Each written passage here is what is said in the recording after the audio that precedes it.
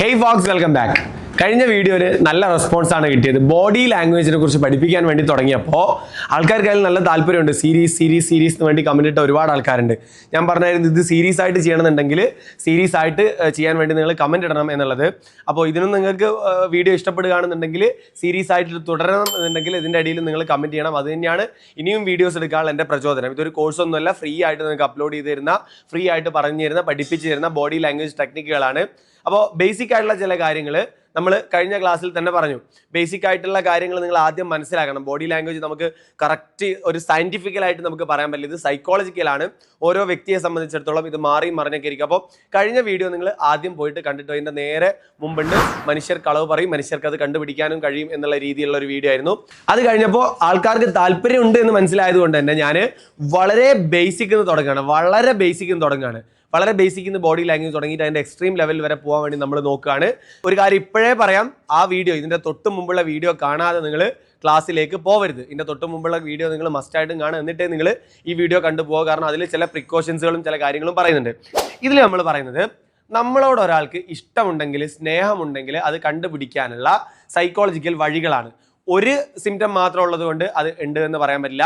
2 symptom മാത്രം ഉണ്ടെങ്കിൽ ഉണ്ട് എന്ന് പറയാൻ പറ്റില്ല. നമ്മൾ 5ഓളം സിംറ്റംസ് പറയും. ഇതിൽ ഏകദേശം 4 ഉണ്ടെന്നുണ്ടെങ്കിൽ നിങ്ങൾക്ക് വേണമെങ്കിൽ ഒരു മനക്കോട്ടൊക്കെ കെട്ടാം.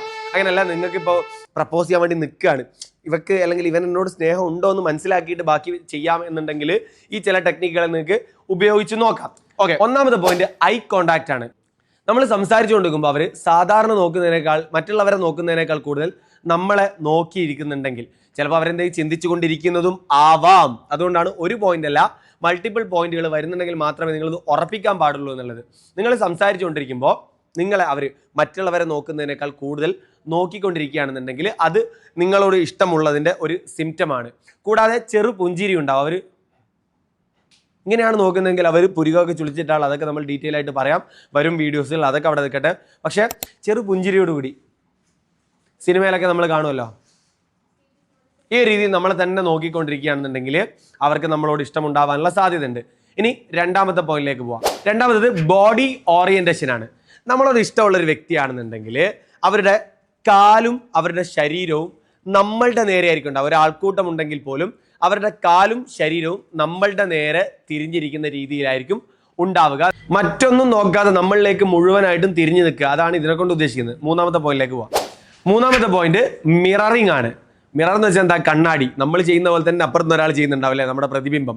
ഇതേപോലെ തന്നെയാണ്, നമ്മളെ ഇഷ്ടപ്പെടുന്ന ഒരു വ്യക്തിയാണെന്നുണ്ടെങ്കിൽ നമ്മൾ ചെയ്യുന്നത് പോലെ തന്നെ അവരും അനുകരിക്കാൻ വേണ്ടി ശ്രമിക്കും. അറിഞ്ഞുകൊണ്ടല്ല, ഇതൊക്കെ സബ് കോൺഷ്യസ് ആയിട്ട് വരുന്നതാണ്. ഓക്കെ, എനിക്ക് അവനോട് ഇഷ്ടമുണ്ട്, ഞാൻ അവൻ ചെയ്യുന്നത് പോലെ ചെയ്യാം എന്നൊക്കെ വിചാരിച്ചുകൊണ്ട് ചെയ്യുന്നതല്ല, ഇത് സബ് കോൺഷ്യസ് ആയിട്ട് വരികയാണ്. നിങ്ങളിപ്പോൾ കൈ ഇങ്ങനെ വെക്കുകയാണെന്നുണ്ടെങ്കിൽ അവരും ഇങ്ങനെ വെക്കാൻ സാധ്യതയുണ്ട്. നിങ്ങൾ വേറെ വേണമെങ്കിൽ കാലിൻ്റെ പൊസിഷനൊക്കെ ഒന്ന് മാറ്റി നോക്കുക, ഇടയ്ക്കൊന്ന് ചൊറിഞ്ഞു നോക്കുക, ഇടയ്ക്കൊന്ന് മുടിയൊക്കെ ഒന്ന് ഇങ്ങനെ ആക്കി നോക്കുക. അവർ റിപ്പീറ്റ് ചെയ്യുന്നുണ്ടോ നിങ്ങൾക്ക് നോക്കുന്നത് അവർക്ക് നിങ്ങളോട് താല്പര്യം ഉണ്ടോ എന്ന് മനസ്സിലാക്കുന്നതിൻ്റെ ഒരു ഭാഗമാണ്. അടുത്തത് സ്പർശമാണ്, ടച്ചാണ്. അതായത് അവർ പോലും അറിയാതെ അവർ മറ്റുള്ളവരെ ചെയ്യുന്നതിനേക്കാൾ കൂടുതൽ നിങ്ങളെ ടച്ച് ചെയ്യാൻ വേണ്ടി ശ്രമിക്കും. ചിലപ്പോൾ ഫ്രണ്ട്ഷിപ്പായിട്ടൊക്കെ തോളിൽ കയറുന്നതായിരിക്കാം, പക്ഷേ മറ്റാരും ഇല്ല, നിങ്ങളുടെ അടുത്ത് വരുന്നിട്ട് ഒരു ഫ്രണ്ട്ഷിപ്പ് പോലെ തോന്നിപ്പിക്കുന്ന രീതിയിൽ തോളിൽ കയറുന്നു, കൈ പിടിക്കാൻ ശ്രമിക്കുന്നു, തോണ്ടിയിട്ട് സംസാരിക്കാൻ ശ്രമിക്കുന്നു. ടച്ച് എപ്പോഴും ഒരു താല്പര്യമുള്ളൊരു വ്യക്തിയോടായിരിക്കും ചെയ്യാനുള്ള സാധ്യത. നിങ്ങൾ നോക്കണം, എല്ലാവരും ടച്ച് ചെയ്യുന്ന ഒരാളാണെങ്കിൽ നിങ്ങളെ ടച്ച് ചെയ്യണമെങ്കിൽ അതിന് വലിയ അർത്ഥമൊന്നുമില്ല. മറ്റുള്ളവരെ ആരെയും ടച്ച് ചെയ്യാതെ, മറ്റുള്ളവരുടെ നേരെ നോക്കാതെ, മറ്റുള്ളവരെ ഇങ്ങനെ നോക്കുകയും പുഞ്ചിരിക്കുകയും ഒന്നും ചെയ്യാതെ നിങ്ങളെ ഒരു പ്രത്യേക രീതിയിൽ ടച്ച് ചെയ്യാൻ വേണ്ടി ശ്രമിക്കുന്നുണ്ട് എന്നുണ്ടെങ്കിൽ, ചിലപ്പോൾ അറിഞ്ഞുകൊണ്ടായിരിക്കില്ല കേട്ടോ, സംസാരിക്കുന്നതിനിടയ്ക്ക് അവർക്ക് മറ്റുള്ളവരെ ചിലപ്പോൾ ഇതുപോലെ തോണ്ടാനൊക്കെ പേടിയായിരിക്കും, പ്രയാസമായിരിക്കും, ഒരു വൈരുദ്ധ്യമായിരിക്കും. പക്ഷേ നിങ്ങളുടെ അടുത്ത് വരുമ്പോൾ അവർക്ക് ഒരു പ്രത്യേക ഒരു താല്പര്യമാണ്, കൈ പിടിക്കാനും കൂടെ നടക്കാനൊക്കെ ഒരു പ്രത്യേക ഒരു താല്പര്യമായിരിക്കും. ഇത് ബോഡി ലാംഗ്വേജ് വൈസ് അവർക്ക് നിങ്ങളോട് ഇഷ്ടമുണ്ടോ എന്ന് മനസ്സിലാക്കുന്നതിൻ്റെ ഒരു അടയാളം കൂടിയാണ്. അടുത്തത് പുഞ്ചിരിയാണ്. പുഞ്ചിരി എന്ന് പറയുന്നത് ഇഷ്ടം മാത്രമല്ല, ഒരു താല്പര്യം. നമ്മളെ അവർ ആക്സെപ്റ്റ് ചെയ്യുന്നുണ്ടോ അല്ലെങ്കിൽ വെറുതെ കാണുമ്പോൾ ചിരിക്കുന്നതാണോ എന്ന് നമുക്ക് പാർട്ടീഷൻ ചെയ്ത് മനസ്സിലാക്കാൻ പറ്റുന്നത്. ഉദാഹരണത്തിന് ചിരി 2 തരത്തിലുണ്ട്. ഇത് കവിള് കൊണ്ട് മാത്രമുള്ള ചിരിയാണ്. വേറൊരു ചിരിയുണ്ട്, കവിളും കണ്ണും, അതായത് നമ്മുടെ ചുണ്ടും കണ്ണും ഒരേപോലെ പുഞ്ചിരിക്കുന്നത്. ഈ പുഞ്ചിരി ആക്ട് ചെയ്യാൻ പെട്ടെന്നൊന്നും പറ്റില്ല. ചിലർ വീഡിയോ എടുക്കുമ്പോൾ ഫോട്ടോ എടുക്കുമ്പോഴൊക്കെ ചെയ്യുന്നുണ്ടെങ്കിലും പെട്ടെന്ന് കാണുന്ന റെസ്പോണ്ടുകളിൽ വരുന്നത് ഇതുപോലുള്ള ചിരിയാണെങ്കിൽ, നമ്മളോട് അവർ ഇതുപോലെയാണ് റെസ്പോണ്ട് ചെയ്തെങ്കിൽ നമ്മളെ ഒരു താല്പര്യമില്ല അവർക്ക്.